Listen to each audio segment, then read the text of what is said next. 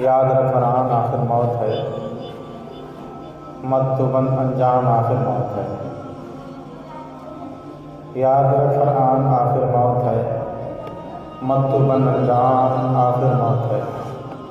رکھ خیال پوچھے ملک آخرت، رکھ خیال پوچھے ملک آخرت، کہتا ہے رحمان آخر موت ہے، کہتا ہے رحمان آخر موت ہے۔ اور دار فانی میں فنا ہر شے کو ہے، دار فانی میں فنا ہر شے کو ہے، سن لگا کر کان آخر موت ہے، سن لگا کر کان آخر موت ہے۔ اور مرتے جاتے ہیں ہزاروں آدمی، مرتے جاتے ہیں ہزاروں آدمی، عاقل و نادان آخر موت ہے، عاقل و نادان آخر موت ہے۔ اور گر سلیمان زمانہ بھی ہوئے تو کیا ہوا، گر سلیمان زمانہ بھی ہوئے تو کیا ہوا، منفعت مت جان آخر موت ہے، منفعت مت جان آخر موت ہے۔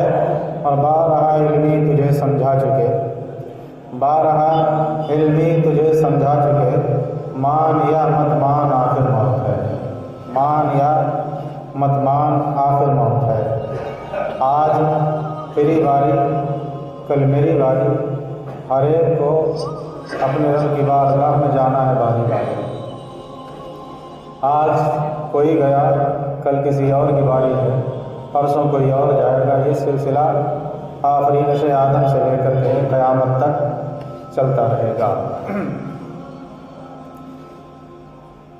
کیونکہ اللہ رب العزت نے اپنے پاک کلام میں ارشاد فرما دیا ہے کہ جسے ہم نے جان عطا کی ہے، جو جاندار ہیں انہیں موت کا مزہ دیا ضرور جائے گا۔ اب موت کو چاہے رو کر کے اپناؤ اور چاہے خوشی خوشی اپناؤ، چاہے بدکاریوں میں زندگی گزار کر کے اپناؤ اور چاہے اللہ کی رضا حاصل کر کے موت کو اپنے پاس بلاؤ، جانا بہرحال ہے، جیسے بھی جاؤ ہے جانا۔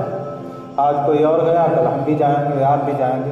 اس دنیا میں کوئی نہیں رہا اور نہ ہی کوئی رہے گا، یہ سب فنا ہونا ہے، عالم بھی فنا ہونا ہے۔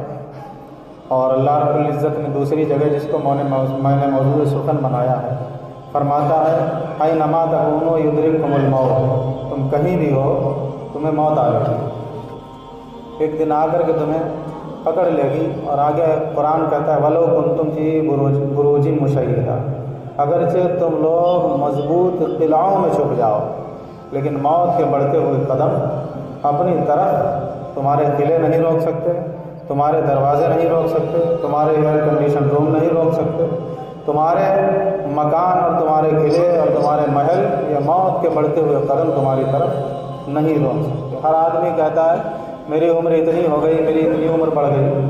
میاں جو عمر تھی اس میں سے اتنے دن کم ہو گئے، اب جتنے رہ گئے ہیں ان کے بارے میں سوچو کہ ہمیں کیا کرنا ہے۔ اور یہ ایک مسلمہ حقیقت ہے جس کا آج تک کسی نے انکار نہیں کیا، چاہے وہ کسی دین، کسی دھرم، کسی مذہب کا ماننے والا ہو، سب جانتے ہیں کہ ایک دن مرنا ہے، سب جانتے ہیں ایک دن مرنا ہے۔ لیکن اہل اسلام کا عقیدہ یہ ہے کہ موت کے بعد جو زندگی دی جائے گی وہ اخروی زندگی دی جائے گی، دنیا میں دوبارہ زندگی نہیں دی جائے گی۔ کچھ لوگوں کا عقیدہ اپنا یہ ہے کہ اچھے کام کرتے ہو تو پھر انسان کا جنم ملتا ہے، برے کام کرتے ہو تو سور بنا دیا جاتا ہے، کتا بنا دیا جاتا ہے۔ تو ایسے بھی عقائد و نظریات لوگوں کے ہیں۔ اسلامی عقیدہ اور نظریہ باس بادل موت کا یہ ہے کہ وہ اخروی زندگی، جنتی زندگی یا دوزخی زندگی ادا کی جائے گی۔ زندگی تو ادا کی جائے گی، روح ڈالی جائے گی، لیکن وہ دنیاوی زندگی نہیں عطا کی جائے گی، اخروی زندگی عطا کی جائے گی۔ جس نے نیکیاں کی ہیں ان کی جزا بھی اسی جسم کو ملنا ہے، اور جس نے برائیاں کی ہیں اس کا بدلہ اور اس کی سزا بھی اسی کو ملنا ہے۔ یہ کہنا کہ کتا اور سور بنا دیا جاتا ہے تو گناہ اس جسم نے کیے اور سزا جسم کتا کو دی جائے، یہ کون سا انصاف ہے؟ اور ہم اللہ رب العزت کے انصاف کے بارے میں یہ عقیدہ رکھتے ہیں کہ اس کے انصاف کی طرح کسی کا انصاف نہیں، وہ ایسا عادل ہے کہ اس کی طرح کوئی عادل نہیں۔ اللہ رب العزت نے جب حضرت سیدنا آدم علیہ السلام کو پیدا کرنا چاہا تو زمین سے، کیونکہ ہماری آپ کی سب کی تخلیق مٹی سے ہوئی، اللہ رب العزت نے زمین سے مٹی منگوائی، جبریل کو بھیجتا ہے، جا جبریل زمین سے مٹی اٹھا کر لاؤ۔ جبریل آتے ہیں اور زمین سے مٹی اٹھانا چاہتے ہیں۔ مٹی جب اٹھانے کی کوشش کرتے ہیں تو زمین رونے لگتی اور گریہ زاری کرنے لگتی، منت سماجت کرنے لگتی کہ مجھے مت لے جاؤ، کیونکہ اللہ رب العزت مجھ سے ایسی مخلوق بنائے گا کہ جو اس کی نافرمانی کرے گی، اور نافرمانی کے بعد پھر وہ اپنے غضب میں مبتلا کر کے اس کو جہنم میں جائے۔ بتانا مراد یہ ہے کہ زمین کو پتہ چل گیا کہ کون سی مخلوق پیدا کی جائے۔ اللہ رب العزت نے جب قلم کو پیدا کیا تو قلم سے فرمایا اکتب، تو قلم کہنے لگا ما اکتب، اے میرے مولا میں کیا لکھوں؟ تو اللہ رب العزت نے فرمایا اکتب القدر، تقدیریں لکھ دے۔ یعنی تفصیل صرف حدیث میں یوں مذکور ہے ما اکتب، اکتب ما اکتب۔ اللہ رب العزت نے فرمایا قلم لکھ، قلم کہتا ما اکتب، میں کیا لکھوں؟ قلم کو پوچھنا چاہیے تھا کیفا اکتب، میں کیسے لکھوں؟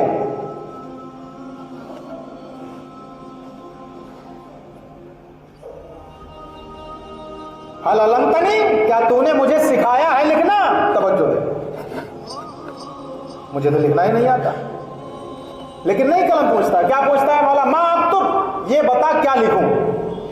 تب اللہ رب العزت فرماتا اکتب القدر، تقدیریں لکھ۔ تو قلم آدم سے لے کر کے قیامت تک جتنے ہونے والے ہیں سب کی تقدیریں لکھتا چلا جاتا ہے۔ تو رب کے اتنے فرمانے سے غور کریں، صرف اکتب فرمانے سے قلم کیا کہتا ہے؟ ما اکتب، اور اللہ رب العزت کہتا اکتب القدر، تقدیریں لکھ ڈال۔ تو قلم سب کی تقدیریں، اتنے کلام سے سب کی تقدیریں جان لیتا ہے۔ توجہ۔ اور اللہ رب العزت نے غور کریں محمد مصطفیٰ سے پورے قرآن میں باتیں کی ہیں۔ توجہ دیں، پورا قرآن محمد مصطفیٰ سے کلام کیا گیا ہے۔ جس قلم کا عالم یہ ہو اکتب القدر کہتے ہی ساری تقدیریں جان جاتا ہے، اور جسے قرآن خود رحمان نے پڑھایا ہو وہ انجام رہ جاتا ہے۔ آئے رے عقل، افسوس ہے ایسی عقل پر، وہ انجام رہ جاتا ہے۔ معاذ اللہ رب العالمین۔ تو زمین جان جاتی ہے، جن کے صدقے میں پیدا کی وہ جان جاتی ہے کہ کون سی مخلوق پیدا کی جائے گی۔ نافرمانی کریں گے پھر تو عذاب دے گا۔ رحم آ جاتا ہے جبریل کو، رب کی بارگاہ میں پہنچتے ہیں، مولا زمین تو رو رہی ہے۔ تو اللہ رب العزت نے پھر میکائیل کو بلایا، میکائیل کو بھیجتا ہے، میکائیل بھی آتے ہیں، ان سے بھی روتی گڑ گڑاتی ہے، انہیں بھی رحم آ جاتا ہے، وہ بھی رب کی بارگاہ میں پہنچ جاتے ہیں۔ اسرافیل کو بھیجتا ہے اللہ رب العزت، جاؤ تم لے کر کے آؤ۔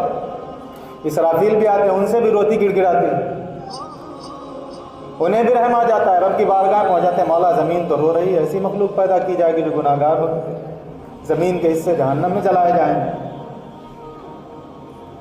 اللہ رب العزت اسرائیل کو بلاتا ہے، اسرائیل جاؤ، تم جاؤ زمین سے مٹی لے کر کے آؤ۔ آتے ہیں، ان سے بھی روتی ہے زمین، گریہوزاری کرتی ہے، منت سماجت کرتی ہے، آہو بکا کرتی ہے۔ فرشتہ سنتا رہتا ہے، سننے کے بعد کہتا مجھے میرے رب نے حکم دیا میں مٹی لے کر کے جاؤں، میرے رب نے حکم دیا ہے، اے زمین اب تو یہ بتا دے کہ میں تیرا رونا دیکھوں یا اپنے رب کا حکم دیکھوں۔ اسی لیے جن کے موت جب آتی ہے تو یہ نہیں دیکھتی ہے کہ کس کے سر پر باپ کا سایہ اٹھ جائے گا، کون سا بچہ یتیم ہو جائے گا، کون سا بچہ جو اپنی ماں کی چھاتی کا دودھ پیتا ہے وہ چھاتی کے دودھ سے محروم رہ جائے گا۔ اگر وقت آ جاتا ہے تو فرشتہ لے کر کے چلا جاتا ہے، فرشتہ لے کر کے چلا جاتا ہے۔ چنانچہ کہتے ہیں زمین تیرا رونا دیکھوں یا رب کا حکم دیکھوں؟ زمین روتی رہ جاتی ہے، قبضہ اٹھا لیتے ہیں پورے روئے زمین سے اپنے قبضے میں مٹی لیتے ہیں اور رب کی بارگاہ میں پہنچ جاتے ہیں۔ گورے کالے ہونے کی حکمت بھی یہی، کہیں کی مٹی کالی تھی، کہیں کی سرخ تھی، کہیں کی سفید تھی، تو تو یہی وجہ بیان فرماتے ہیں علماء کی اسی بنیاد پر انسانوں کو کوئی گورے کلر کا ہے تو کوئی گیہوں کلر کا ہے تو کوئی سرخ کلر کا ہے، تو جس کے خمیر میں جیسی مٹی لگی ہے اس کا کلر اور اس کا رنگ ویسا ہو جاتا ہے۔ جاؤ کہیں بھی بچو گے نہیں، اور جانا ہم سب کو ہے، چاہے نیکوکار بن کر کے جاؤ اور چاہے بدکار اور نافرمان بن کر کے جاؤ، جانا اس کی بارگاہ میں ہے۔ جسے فنا ہونا ہے اسے تکبر زیبا ہی نہیں دیتا۔ تکبر تو اسی ذات کے لیے ہے جس کے لیے فنا نہیں ہے، جو ہمیشہ سے باقی ہے، ہمیشہ باقی ہے، وہی ذات ہے جو تکبر کرے۔ باقی کس کو لائق ہے کہ وہ تکبر کرے؟ اپنی حقیقت پہ غور کرے۔ جس مٹی پہ 40 دن پانی، جس مٹی کو 40 دن پانی میں ڈال دیا جائے، اس مٹی کا عالم کیا ہوتا ہے بولو؟ وہ مٹی پھر مٹی سے کیچڑ میں بدل جاتی ہے۔ 40 دن خمیر گوندا جاتا ہے پانی میں اور اس مٹی کو کیچڑ بنایا جاتا ہے، اور پھر اس کیچڑ سے انسان کا پتلا تیار کیا جاتا ہے۔ متکبرین، جبابرین، کتنے بڑے بڑے متکبرین اس دنیا میں آئے جن کے تکبر، جن کی سلطنتوں کے شہرے رہے، پوری دنیا پہ حکومتیں کرتے رہے۔ بڑے بڑے حسن والے بھی اس زمین پر آئے جس کے حسن کے صیت و شہرے بر چہار جانب رہے، ہر چہار جانب رہے۔ ایسے ایسے بازو کی طاقت والے بھی آئے کہ جن کے سامنے کوئی کھڑا ہونے کے لیے تیار نہیں تھا۔ ایسے ایسے تلوار باز بھی آئے کہ جن کی تیغ زنی پورے زمانے نے سنی تھی۔ ایسے ایسے بات کرنے والے اور تکلم کرنے والے بھی لوگ آئے کہ جن کی زبان کے آگے کسی کی زبان نہیں اٹھتی تھی۔ ایسے ایسے قد و قامت والے بھی لوگ آئے کہ طوفان نوح میں جن کے ٹخنوں سے پانی ہو، ایسے ایسے قد و قامت والے بھی آئے۔ ہمارا تمہارا قد و قامت ہے ہی کیا؟ ہم تم ہو ہی کیا؟ ایسے ایسے قد و قامت والے آئے جنہوں نے پہاڑوں کو کاٹ کر کے اپنے گھر تیار کر لیے تھے۔ ایسے ایسے لوگ بھی آئے زمین پر۔ بڑے بڑے جوابر آئے جنہوں نے دنیا پر حکومتیں کی ہیں، لیکن میاں وہ حسن والے بھی اسی زمین میں ہیں، وہ طاقت و شہرت والے بھی اسی زمین میں ہیں، وہ سلطنت و جاہ و جلال والے بھی اسی زمین میں ہیں۔ ایک دن تم اور ہم بھی اسی زمین میں جاؤ۔ جب موت آتی ہے تو نہ تخت شاہانہ دیکھتی ہے اور نہ غریب کی جھوپڑی دیکھتی ہے کہ جھوپڑی میں مرنے والا مرے گا یا تخت پر مرنے والا نہیں مرے گا۔ جو تخت پر بیٹھا ہے وہ بھی مرے گا، سمجھ گا، اور جو جھوپڑی میں رہتا ہے وہ بھی مرے گا، بچے گا وہ بھی نہیں، سمجھ گا۔ تو کسی اور سے نہ ہارے گا، تجھ کو تیرا غرور مارے گا، تجھ کو تیرا غرور مارے گا۔ میاں ٹہنی وہی سلامت رہتی ہے جو پھل آنے کے وقت جھک جاتی ہے، جو ٹہنی پھل آنے کے وقت جھکتی نہیں ہے وہ اپنی جگہ سے ٹوٹ جاتی ہے، اور جو اپنی جڑ سے ٹوٹ جاتی ہے وہ ہمیشہ کے لیے فنا ہو جاتی ہے، ہمیشہ کے لیے ختم ہو جاتی ہے۔ تو کسی اور سے نہ ہارے گا، تجھ کو تیرا غرور مارے گا، تجھ کو تیرا غرور مارے گا، اور تجھ کو دستار جس نے بخشی ہے، تجھ کو دستار جس نے بخشی ہے، تیرا سر بھی وہی اتارے گا، تیرا سر بھی وہی اتارے گا۔ ایک ذرا اور انتظار کرو، ایک ذرا اور انتظار کرو، صبر جیتے گا ظلم ہارے گا، صبر جیتے گا ظلم ہارے گا، صبر جیتے گا ظلم ہارے گا۔ تو میاں یہ تکبر اسی ذات کے لیے زیبا ہے کہ جس ذات کو فنا نہیں ہے، اور جنہیں فنا ہے ان کے لیے تکبر روا نہیں ہے، ان کے لیے تکبر روا نہیں ہے۔ وہ اپنے دماغ سے محبت نکال کر کے پھینک دیں، انانیت نکال کر کے پھینک دیں۔ انا صرف میرے رب کی رہے گی، بندے کسی کی انا نہیں رہے گی، کسی بندے کی انا نہیں رہے گی۔ اور وہ بندے آج بھی زندہ ہیں جنہوں نے اپنی انا کو فنا کر دیا ہے، اور جو اپنی انا میں رہے ہیں وہ مر گئے، ان کے نام لینے والے کوئی نہیں ہے، ان کا نام لینے والا کوئی نہیں۔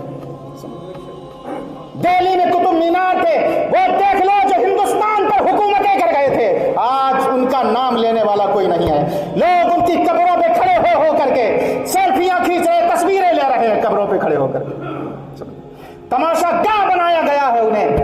उनके निशान तक मिट गए, हटा दिए गए हैं। लेकिन जिन्होंने अपनी अना को फना कर दिया वो आज भी अपनी मकबरों में जिंदा हैं और लोगों के दिलों में जिंदा है और कयामत तक जिंदा रहेंगे। जिंदा हो जाते हैं जो मरते हैं हक के नाम पर। अल्लाह अल्लाह मौत को किसने मसीहा कर दिया, अल्लाह अल्लाह मौत को किसने मसीहा कर दिया। जब वो मारता है तो कोई बचा नहीं सकता और जब वो जिलाता है तो फिर कोई मार नहीं सकता। जब वो मारता है तो कोई बचा नहीं सकता और जब वो जिलाता है तो कोई मार नहीं सकता।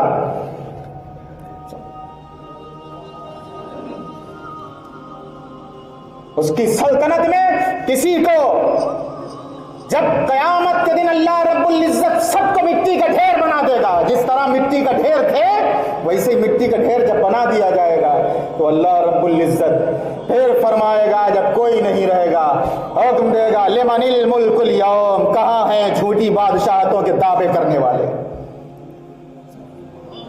आज कोई मिनिस्टर है, कोई प्राइम मिनिस्टर है, कोई कुछ है, कोई कुछ है, सबसे पूछेगा उस अरसे कयामत में, सबसे पूछेगा जब मिट्टी के ढेर बने पड़े होंगे। फरमाएगा लिमनिल मुल्कुल यौम, बोलो। कोई कहता था कि मैं प्राइम मिनिस्टर हूं, मैं मिनिस्टर हूं, मैं मंत्री हूं, मैं संतरी हूं। सबसे फरमाएगा ऐ जनाबिरा, ऐ दुनिया पर हुकूमत करने वालों, ऐ बादशाहों, ऐ मर्तबे वालों, ऐ जाहो जलाल वालों, बोलो आज किसकी हुकूमत है, आज किसकी हुकूमत है। कोई जवाब देने वाला नहीं होगा, सब मिट्टी के ढेर बने पड़े होंगे। उसके बाद फरमाएगा लिल्लाहिल वाहिदिल कहार, उस वक्त भी मेरी हुकूमत अगर मान ली होती तो तुझे दुनिया में जिंदा रखता और इरसे अरसे कयामत में भी तुझे जिंदा रखा जाता। अपनी हुकूमत का दावा कर बैठता है। अल्लाह रब्बुल इज्जत की हुकूमत को आज भी उसकी हुकूमत और कल भी उसी की हुकूमत है,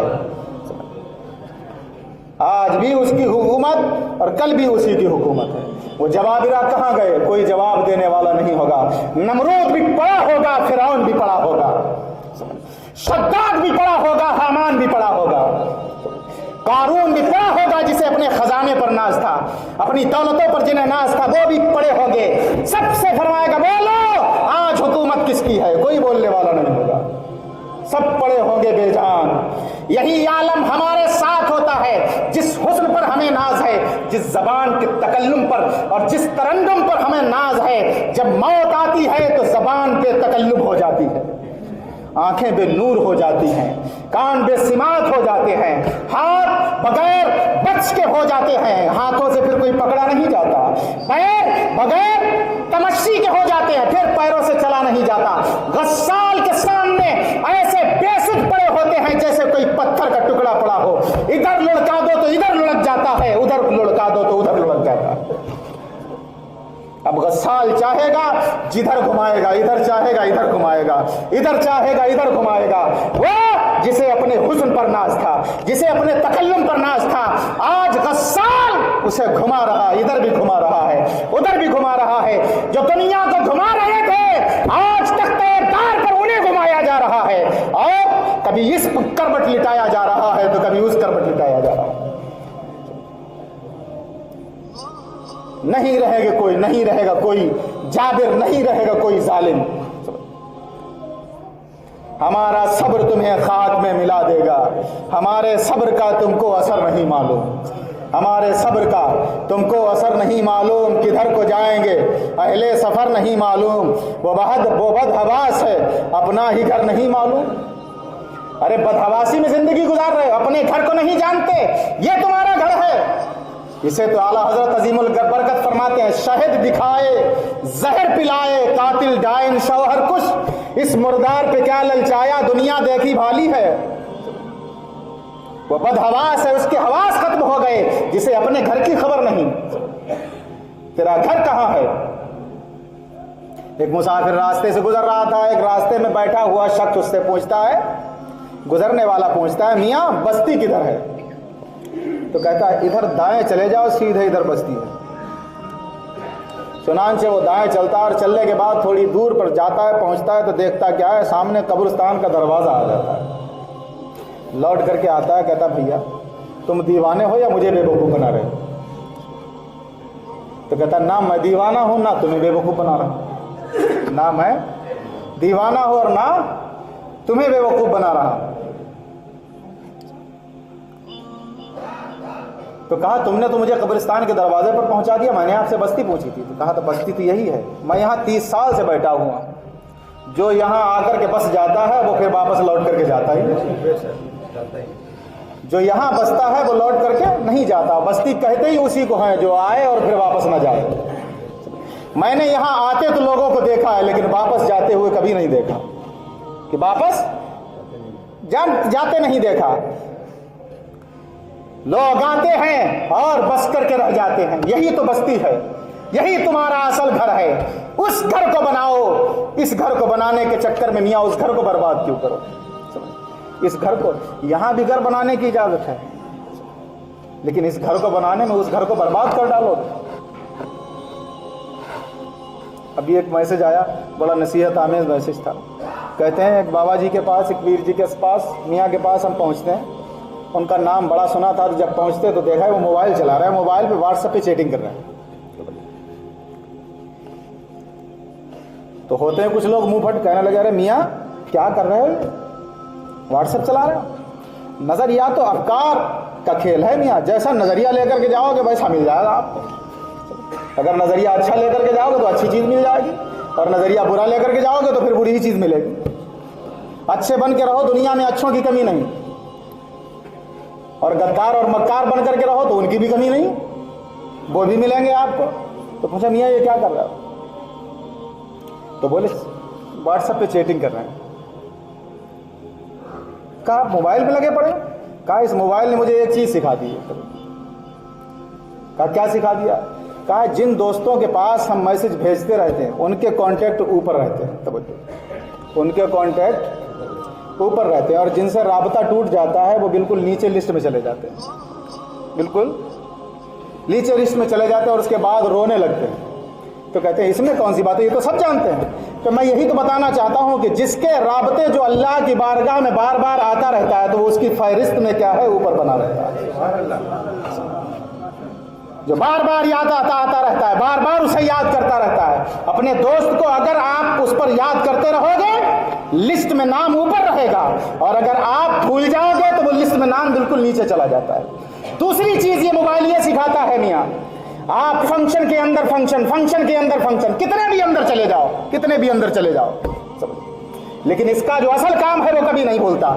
کال، اس کا اصل کام موبائل کیوں بنایا گیا تھا؟ بات کرنے کے لیے صرف، کیوں؟ ایک دوسرے سے رابطہ رکھنے کے لیے۔ جب کال آئے گی کتنے بھی فنکشن کے اندر ہو، سب سے اوپر وہی پردہ آ جاتا ہے جو کال آتی ہے۔ تو یہ کام اپنا اصل جو کام اس کا ہے وہ کبھی نہیں بھولتا ہے۔ یوں ہی دنیا میں کتنے بھی گھس جاؤ، تہ بتہ دنیا میں چلے جاؤ، دولت میں ڈوب جاؤ، لیکن اپنے کام کو کبھی مت بھولو کہ تمہارا جو اصل کام ہے اسے کبھی مت بھولو۔ درود پاک بولو اللہ